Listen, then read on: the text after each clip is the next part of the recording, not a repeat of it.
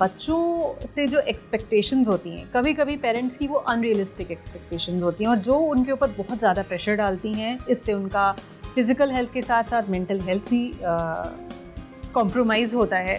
तो ऐसे में आप क्या बताएंगे, किस तरह से ऐसे में पेरेंट की भूमिका कैसी होनी चाहिए कि बच्चों से इस तरीके की बहुत इंपॉर्टेंट भूमिका होती है। वैसे तो बच्चा आजकल के समय में अपने दोस्तों से सबसे ज़्यादा प्रभावित हो रहा है एज़ कम्पेयर टू पेरेंट्स और जो टीचर्स हैं, बट स्टिल सबकी अपनी अपनी भूमिका है। किसी की भूमिका कम या ज़्यादा नहीं कर सकते और पेरेंट्स की भूमिका नो डाउट सबसे ज़्यादा होती है।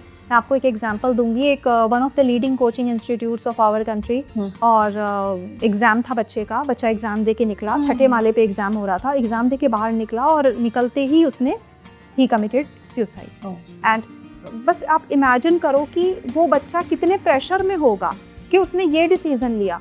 नो डाउट ये एक एब्रप्ट डिसीज़न था और ये सिर्फ इसलिए नहीं होगा क्योंकि उसका एग्ज़ाम ख़राब गया। ऑब्वियसली एग्ज़ाम ख़राब जाना एक फैक्टर हो सकता है, लेकिन उसके पीछे कितना प्रेशर होगा, उसके जितने भी उसके पेरेंट्स का हो सकता है, उसके टीचर्स का हो सकता है।